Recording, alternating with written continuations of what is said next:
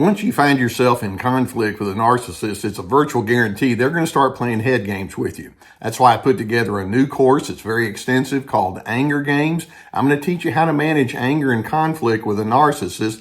There's a link below that's going to show you how to register, and I hope that you find it to be very insightful.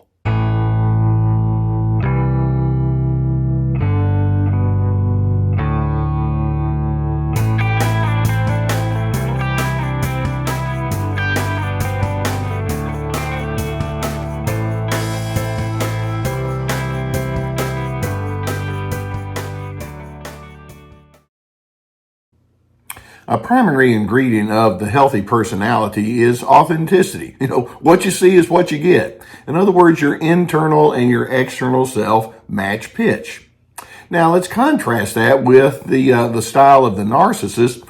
A primary ingredient that those individuals will have is deception.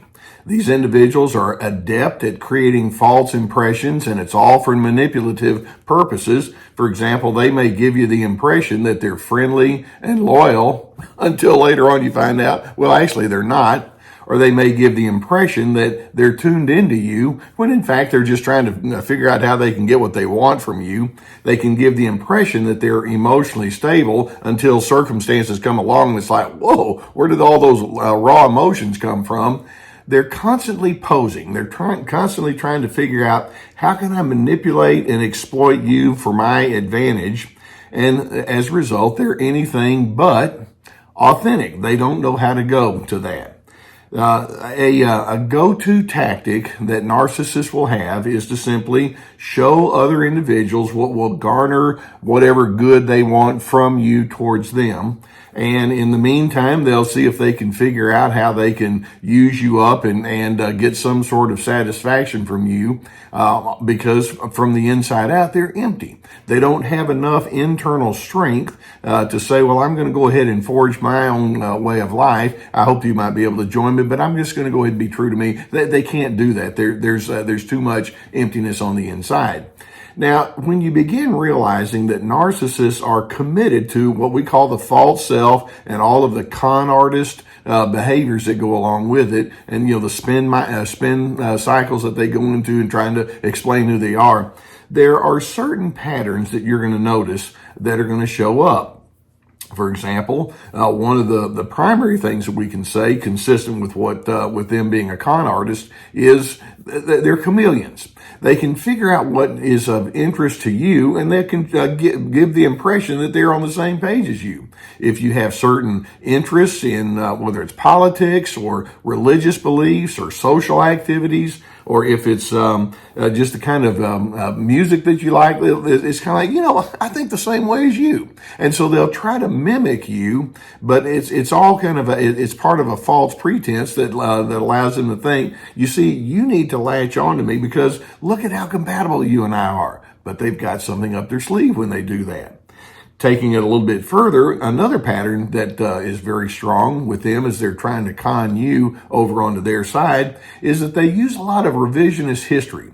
And by that I mean they can talk about who they are in ways that are much more self-flattering than is actually true, or they can talk about connections that they've had to important people, or if there's some flaws that you find out about who they are and some mistakes that they've made, they can give all sorts of excellent excuses as to why it happens. In other words, they do a lot of blame shifting, and so if there is a flaw that you see in them, it was somebody else's fault.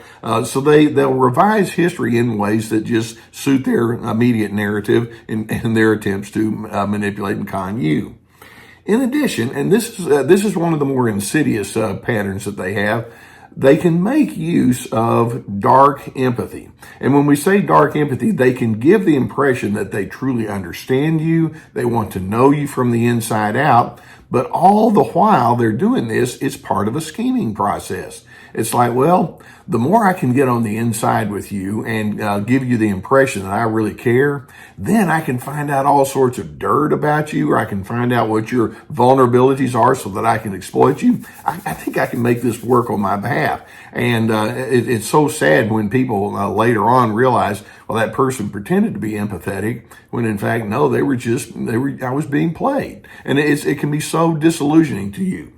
Another pattern that's there And that is they're just outright willing to lie or distort truth. I'll give you an example. One man explained to me as he was going through a divorce, he would say, "Yeah, my wife would scream at me. I mean, she had this bad temper." Well, later on, I found out from the wife that she did have an episode where she raised her voice, but it was after she found sexting pictures that he was exchanging with another woman, and her comments were something to the effect of, "What's going on here? Why would you do something like that? Who is this person anyway?" And he would frame it as, "Yeah, she just screams at me." And so it kind of overlooks some of the glaringly obvious thing. They'll tell lies or they'll distort truth, anything that suits their narrative in the moment. And in addition, they're constantly trying to figure out another pattern. They're constantly trying to figure out how to maintain a favorable public image. And honesty, or again, that authenticity, is optional. Anything that I have to do to make myself look good and attach to people who look good, then that's going to suit my purpose. Now, along the way, there are certain notions that they're hoping that you're going to buy into, and then there are certain patterns that you're going to see that they're going to try to suck you into. First, one of the notions they want you to buy into is they want you to think that you will be better off because of their presence in your life. And basically what they're doing is they're hoping to tap into any kind of insecurity that you might have or psychological neediness. If it's like they realize that you need somebody to be a champion for them, or you're going to be somebody who really cares, it's like, "Oh, good, I finally have that." They hope that you have that kind of reaction. So it's like, "Yeah, you're going to be better off with me in your life." Now, taking it a little bit further, and this is their egotism, they actually can convince themselves, and then they try to convince you as part of the con. I'm really quite a prize. I'm a prize package. There's so much about me that's not just good, but better than good. And so they want to let you know that they have the right connections. They have the right resume, if you will. I've done so many kinds of things. I have the right opinions. I have the right kind of capabilities that you might need. And so they want to give you the impression that you being with them is for your benefit. You just need to understand that more fully. Now, in addition, what they'll do over time, and this is part of their con, when they begin realizing that you may have some attachments to other people that they don't necessarily want you to be attached to, they'll try to isolate you. It's like, "Well, you don't need to be around them," or "They're just a bunch of idiots." Or they may do some triangulation. You may not realize this, but they were saying ugly things about you behind your back, and they'll play you off of other individuals. They love to use that particular tactic. I'm good for you, they're not good for you, and then they try to sabotage some of your other potentially more healthy relationships. And then over time, part of the themes or patterns that begin to play out is their control tendencies start to become more and more prominent. They'll begin to question your motives. "Why would you do something like that?" Or, "No, this is not the way you need to look at that. Here's the way instead." In other words, "Let me do the thinking for you." And then if you resist, they'll say something like, "Hey, look, I'm just trying to be helpful." And so their control tendencies cannot be contained completely, and it begins to show more and more as time goes by. And then, in addition, you'll notice that these con artists, they're so invested in trying to create a certain impression, they can't admit flaws. Or if their flaws are so glaringly obvious, then what they'll do is they'll explain it away by blaming whoever happens to be convenient to blame. But they won't take responsibility for any kind of humanity or difficulties that they've been through. It's always someone else, or it's always, "Hey, I can explain that." And then over time, you'll realize they absolutely cannot manage conflicts well. If you say, "Hey, I'm not comfortable with what you're saying here," or "If we could do things differently, that would be nice," it's like, no, you're just trying to make their life miserable. And so they'll constantly try to convince you to defer to them. And many times this means that they're going to have a growing sense of anger and agitation if you don't buy into their schemes. And then they'll use the anger as part of their way of trying to keep you contained and controlled. So keep in mind that narcissists have this lack of authenticity.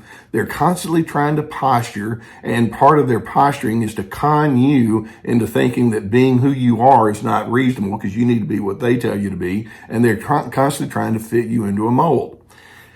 Now, there's a couple of fatal mistakes that you can make once you begin picking up on this pattern of them being a con artist. One fatal mistake is you can give up your preferred initiatives just to appease them. Okay, get off my back. And so you wind up setting aside your own personal preferences just to make them happy because you know that over time they're going to get ticked off at you.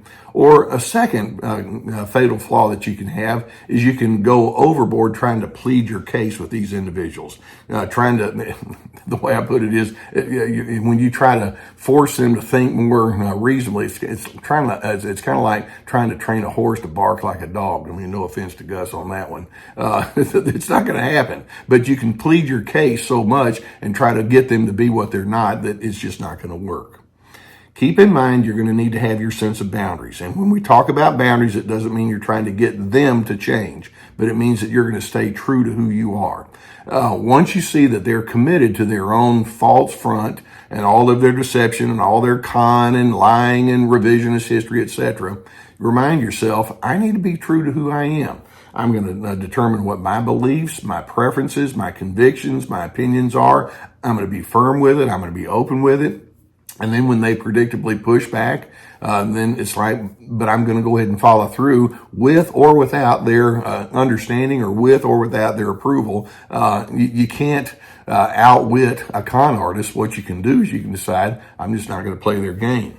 So let's keep in mind, they're hoping that you're going to be gullible enough to go along with their schemes. But as you begin seeing the patterns of chameleon-like deception, I'm hoping you can say, you know what, you get to be you with all of those many different faces that you put out there. But you know, I'm going to be me, and I'm not going to be manipulated by you to become somebody that I'm not. I don't play that game. I hope this gives you some good awareness of what you might be dealing with. If you haven't already hit that subscribe button, I would encourage you to do so. We're going to keep more videos coming towards you. I'm so honored that you allow me to be a part of your growth process.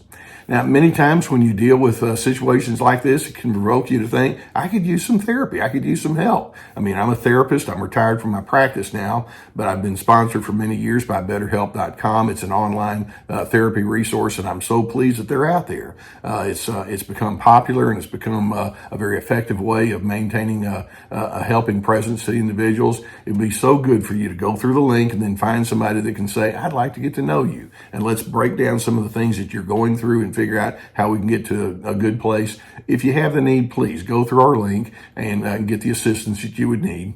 In addition, I put together some of my own courses, and this is me drawing upon 40 plus years in the therapy office. And each course has at least 25 teaching videos, and each video has documentation, handouts, like very extensive, that go along with the videos with guided questions, etc. They've proven to be quite popular and effective.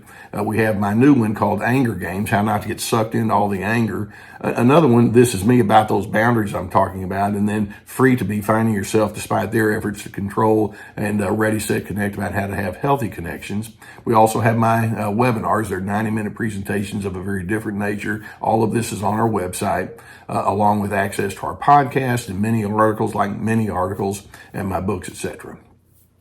Okay, a goal that narcissists have is to con you into you thinking they're somebody that they're not, and then they're trying to get you to follow their schemes so that they can just play you like a fiddle. And we're not going to let that happen. They're in the spinmeister mentality, and it's like, you go ahead and be that way, but I see through it, and I'm just going to go my own separate way. In doing so, I hope that it represents your commitment to your own personal steadiness, and ultimately it allows you to have the peace that they can't have. I truly hope that you can have your own sense of peace.